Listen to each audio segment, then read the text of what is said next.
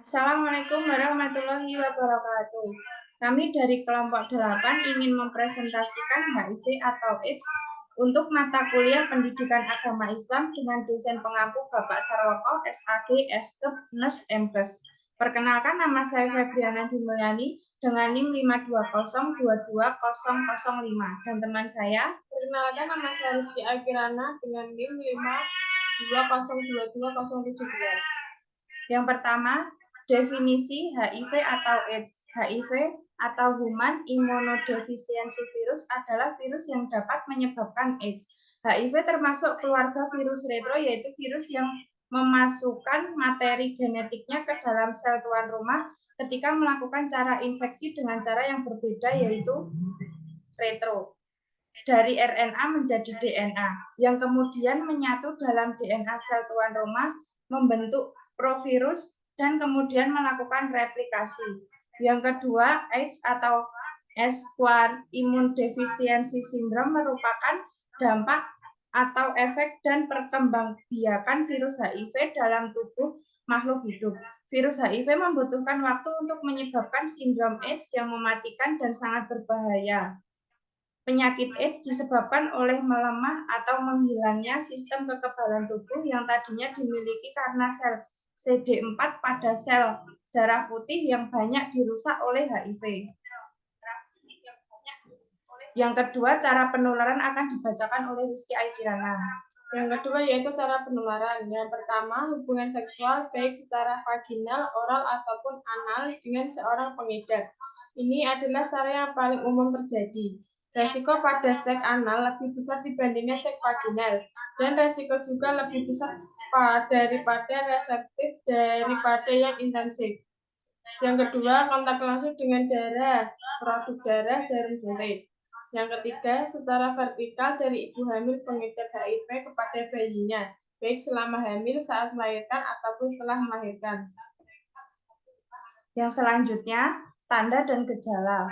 Berikut tanda dan gejala klinis penderita AIDS. Yang pertama, berat badan menurun lebih dari 10% dalam 1 bulan. Yang kedua, daerah kronis yang berlangsung lebih dari 1 bulan. Yang ketiga, demam berkepanjangan lebih dari 1 bulan. Yang keempat, penurunan kesadaran dan gangguan-gangguan neurologis. Yang kelima, demensia atau HIV encephalopathy.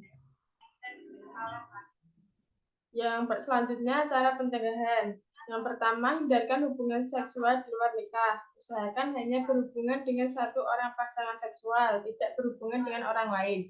Yang kedua, pergunakan kondom bagi risiko tinggi apabila melakukan hubungan seksual.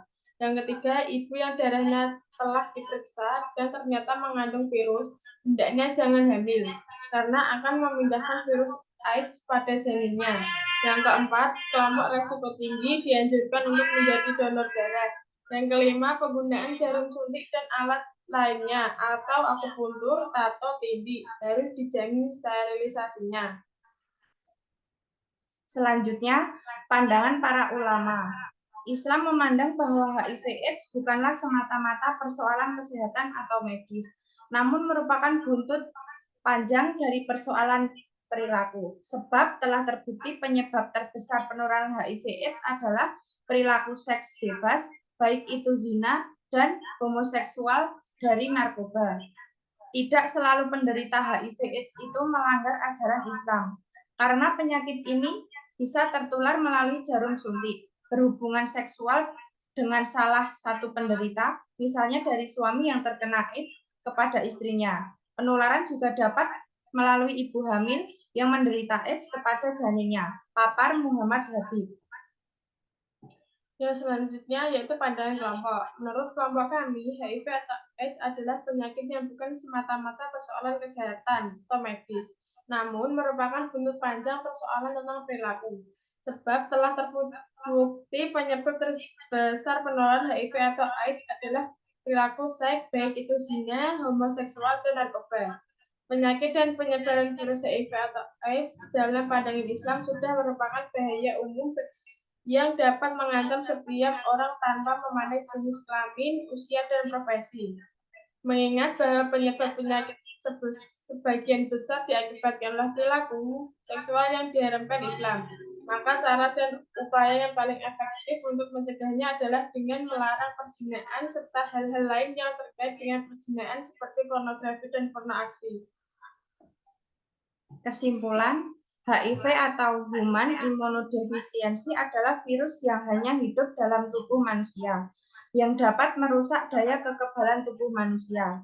AIDS atau Acquired Immunodeficiency Syndrome adalah kumpulan gejala menurunnya gejala kekebalan tubuh terhadap serangan penyakit dari luar. Hingga saat ini, penyakit AIDS tidak ada obatnya, termasuk serum maupun vaksin yang dapat menyembuhkan manusia dari HIV/AIDS. Penyebab penyakit AIDS yang ada hanyalah pencegahannya saja. Sekian dari kelompok kami. Billahi taufiq wal hidayah. Wassalamualaikum warahmatullahi wabarakatuh. Waalaikumsalam.